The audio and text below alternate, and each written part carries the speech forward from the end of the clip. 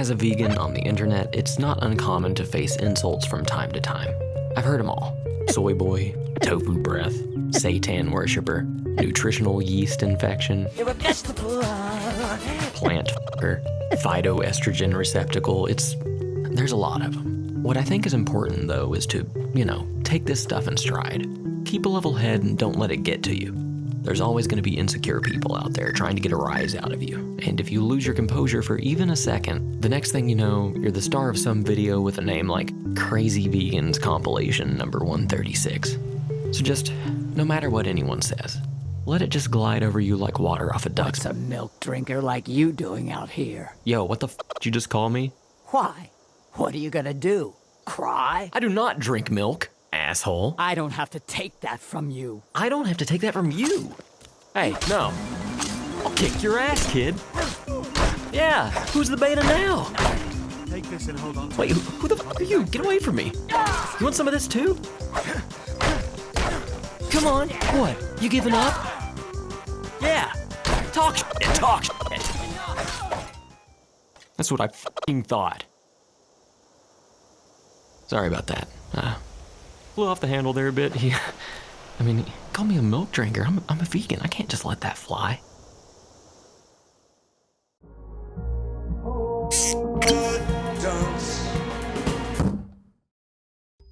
I trekked through the dungeon and took some things along the way. Yoink, yoink. I have no moral quandaries with looting money from a crypt, for instance. You're dead, it's all useless to you, and I need it to purchase vegan alchemy ingredients. I solve one of gaming's most difficult puzzles, and then proceed to get swarmed by a pack of skeevers. I found out in my earlier pickaxe run that these guys will not stop following you, no matter how far you go with them, and as a result will inevitably get themselves killed by either a Druger or an environmental hazard up ahead. Failure. So, I devised a devilish scheme to lure them up these stairs, through this gate, and into a place where I can drop down and trap them on the other side. Only took 2 attempts, and now we're both mutually safe. It's for the best, little buddies. This is where you live now. I worked my way deeper into this place, skipping by the giant enemy spider, and I quickly freed this dude over here from the webs. I also have no moral quandary with tearing through a spider's web to progress, by the way. It's either that or be eaten.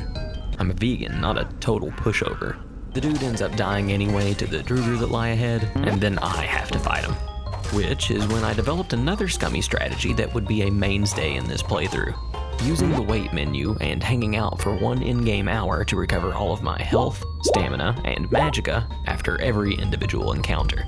In playing this vegan challenge, every single instance of combat feels like I'm taking on a mini-boss, chipping away at its health bit by bit and dodging hefty blows that leave me far worse for the wear. When I finally manage to bring an enemy down, I stop, retreat, recharge back to full, and then set back out to adventure, only to encounter another mini-boss. And another one. And another one. After a dozen or so more of these undead losers, and putting a few level ups into one-handed weapon perks, which, in retrospect, was a very wasted attempt to bring up the damage of the woodcutter's axe, I make my way to the end of the line. It's here that I find the game's first word wall, containing the word of power, Foos. Oh, spoiler if you haven't played the game, our character is this thing called the Dragonborn. That'll be kind of important in a minute. But first, I have to take on this Druger Overlord, our first actual boss and the Guardian of the Dragonstone. Remember, that's the item which, plot-wise, I technically don't even know that I'm supposed to be looking for just yet. Mr. Overlord here is a doozy. He's got an enchanted weapon that hits like a truck and also applies its cold damage and stamina draining effects even when I manage to block his swings. I was all out of healing potions by the time I got to him because I only packed 5 for some reason. Admittedly poor planning on my part, but again, I'm pretty sure I was drunk at the time. The straightforward approach only works for so long. He's gonna win if I keep this up. So I get him down to roughly half health before resorting to the forbidden technique. This consists of getting him hung up on level geometry and hiding behind obstacles to avoid his shouts while I slowly recover HP. Now we play the waiting game. After roughly 5 minutes of combat and a few close calls, I successfully pulled out a victory. It was even on my first attempt. I was kinda proud. Yeah, Fortnite, we about to get down. I grabbed the Dragonstone, traveled to Riverwood, returned the Golden Claw to the shopkeeper, before immediately putting a basket on his head and stealing the claw back. For legitimately no reason, it's just always funny to do that. We traveled to Whiterun to actually kick off the main quest, picking up vegan alchemical ingredients along the way, some from outdoors, others from... Okay, honestly, I got most of these through robbing Arcadia's shop after hours while she was upstairs sleeping. Listen, before anyone says this is hypocrisy, there's no part of veganism saying that I can't shoplift. If God didn't want me to shoplift, he wouldn't have made vegetables so perfectly shaped to hide up my ass. I make my way to Dragon's Reach, talk to the Jarl, and let him know about the dragon situation. He thanks me and gives me some steel armor as a reward, which isn't vegan. So, while I express appreciation for the sentiment, I politely decline and promptly drop his offering in the fire pit. He then asks me to talk to his court wizard who, hey, guess what? This is the guy that wants the Dragonstone. Wow, how convenient. Anyway, oh my god, a dragon is attacking. And they need my help because I know the most about dragons or something? Yes? The plot justification doesn't really matter here. In reality, it's actually because our character is a solipsist, and so the scene flag won't trigger until I show up to progress the plot for everyone else. What do you normally do when I'm gone? Wait for you to get back. The Jarl gives me another gift as a thanks, and once again, I politely decline. Listen, dude, I already told you I'm a vegan. First time, I'll give you a pass. Second time, starts to feel like you're just ignoring me. Not now. I head down to the assaulted watchtower just outside of town to, prepare for combat with the dragon. And at this point, I must unfortunately bring progression to a slight halt because, oh boy. Dragons, the ethics of war, the prophecy of the Dragonborn. How does all of this align with our veganism? We've got a lot to talk about here, kids. I'm going to be generalizing and speeding through some stuff here for the sake of brevity because, believe me, I could, and previously did, write a version of this script which spends like 15 minutes solely dedicated to a pure Elder Scrolls lore dump. And even that only just barely felt like it was scratching the surface of the true ethical considerations at play. Our character is the last Dragonborn, a prophesied figure destined to fight Alduin, the World Eater, and save the realm of Nirn.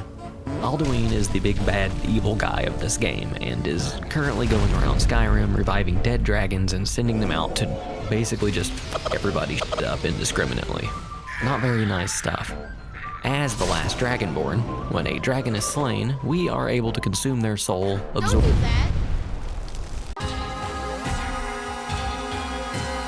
Okay, thanks kid.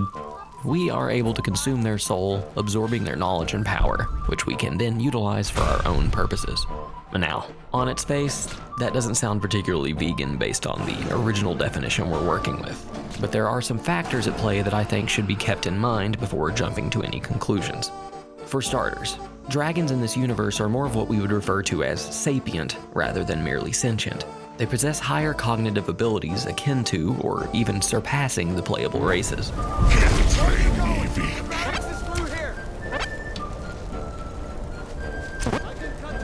This means that their participation in the primary conflict of this game is one that they enter into with informed consent. And as a result, I see no issue in viewing them as targetable enemy combatants in a justifiable fight for our continued existence. So, let's not confuse things here. I'm not trying to blur the lines between veganism and strict pacifism, but there is, of course, some overlap involved. In an ideal world, the races of man and mer could reach a position of peaceful coexistence with dragonkind, but that option is unavailable to us, making conflict an inevitable prospect. Now, what one finds themselves willing to ethically justify after identifying another individual or group as their enemy is a very slippery slope that I feel we should remain cognizant of in any decision-making process.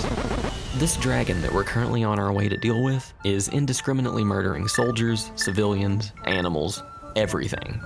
So, I'm sorry, Mr. Dragon, but you gotta go. We can confront the questions of morality after the fact. Oh, he's strong. Oh my god. Oh god, oh god, oh god, oh god, oh god, oh god. Okay, that was close. I barely made it out of that one. Whew, alright. Attempt 2, let's go. Hey buddy. I just came in here to catch my breath for a second. You mind stepping aside so I can... Sir? Sir, please. Excuse me, sir. Excuse me, sir. Fucking excuse me, sir. Oh. Yeah, looks like they really needed my help. So, the process of actually consuming the dragon's soul is not an active one.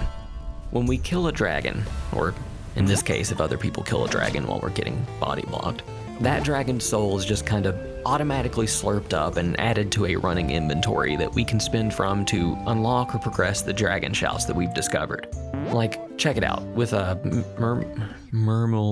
Murmelnir over here. He dies, not even particularly by our own hand, but regardless, his soul just sort of slithers its way right into our body. We don't control that. I drink it up! Don't bully me, Daniel! Our agency doesn't even get factored in, so I'd argue that the lack of any decision-making ability on our part means that the strict consumption of a soul isn't non-vegan. Sure, there's an entire rabbit hole we could go down regarding the ethical profundity of what it means to acquire and possess an entity's soul, but it feels sort of fruitless. If we're only concerned about this interaction in terms of ethical veganism, whether or not it's exploitative or commodifying the dragon, well, then the soul is an enigmatic concept that, from a materialist perspective, has no real-world parallel that we can use as a foundation for our judgments. You know, you can't just consume a soul in real life, unless you're like a TikTok witch or something. Because of this, I will be treating souls as nothing more than what they are to our character at the most abstract level, a resource like any other. So, with all of this in mind, in my view, killing an enemy in self-defense is justifiably vegan. However, seeking out an enemy and killing them specifically to gather a resource that comes from their body, their soul in this instance, I would argue that this is not justifiably vegan.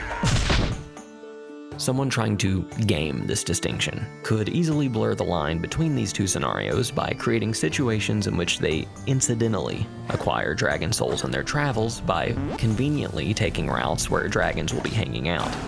Thus, they could then claim that they were forced into a self-defense scenario and can justify acquiring additional dragon souls. If I had to defend myself outside your apartment, I'm watching you through your window, and I have to shoot through a crowd of people to defend myself. It's 2 a.m. It's a self-defense situation. Hopefully you've figured out by this point that I'm an ethical masochist when it comes to this shit and won't be having any of that. Here's ultimately what I've settled on. Killing a dragon in self-defense and acquiring its soul, even the ones that we happen upon, is totally fine. We cannot prevent the acquisition of these souls. But I don't believe we can ethically justify spending any of these souls to unlock dragon shouts when we can technically get by without them. Even if doing so will only further cement how weak we are. Also, I won't be selling their bones or scales. I hope that would go without saying. Veganism is about rejecting the commodification status of animals and not using their products. Dragons probably exist in some made-up magical bullshit clade, but whatever that is probably falls within the animal kingdom, and even if it doesn't, then I'm totally willing to stretch the definition of veganism to cover what I believe should be its intent. Anyway, this whole ruling that I just outlined, I actually don't really think it applies here. No, I'm just like, okay, hear me out. This soul that we just got, the one from Mr. Mulder, it's uniquely special. Likely implemented as a baby gamer hand-holding thing by Bethesda, this very first dragon soul we acquire isn't added to the soul inventory, and instead just automatically unlocks the Unrelenting Force dragon shout that we found on the word wall earlier, without any involvement on our end. Unrelenting Force is explicitly required multiple times for progression throughout the main quest, and seeing as how this is the only instance in the game where we get no decision on the matter of unlocking a shout with a dragon's soul, I am making the probably surprising call that this specific shout unlock should get a pass and will not affect our status as a vegan. It feels to me that our character here is being railroaded by the Dragonborn prophecy. If you disagree with this take, then please, seriously, comment. I'd like to hear your opinion, really. Do it. Please comment. Please, for the love of God, comment. Do it. Anyway, With the first shout unlocked and our identity as the Dragonborn revealed, we return to Whiterun to let the Jarl know that the dragon situation has been handled. On the way there, however, some old men start yelling from the sky. The Jarl thanks us for our service and gives us another non-vegan reward. Dude, you. Third strike. Get over here. I'm not putting up with this anymore.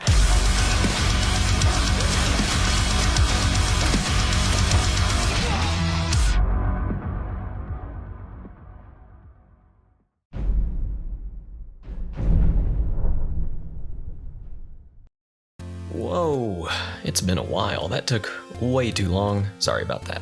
In the entire script for this series, this was the episode I dreaded the most. It should be smooth sailing from here. For those who don't already know, against my better instincts, I will be moving to part-time at my real-life job by the end of this year, which means way more time for editing these dump videos. So be ready for more regular content. As always, I'd like to thank my super sexy, fantastic patrons over at patreon.com/portdunce, with a big ol' specialized thank you to my upper tier patrons, Blork Plimpton, Cyan and Orange, Jade Tigers Typing, Lucas Gabriel, Malacandra, Mazakine Maze, Mr. Floyd, Olive, Rain the Little Lamb, Royan, Sour Pears, and Variable Gear. And, once again, as always, I'd like to thank you, the viewer, for putting up with, basically 15 minutes of me talking about dragons and souls and pacifism and all that crap. Seriously, thanks for watching.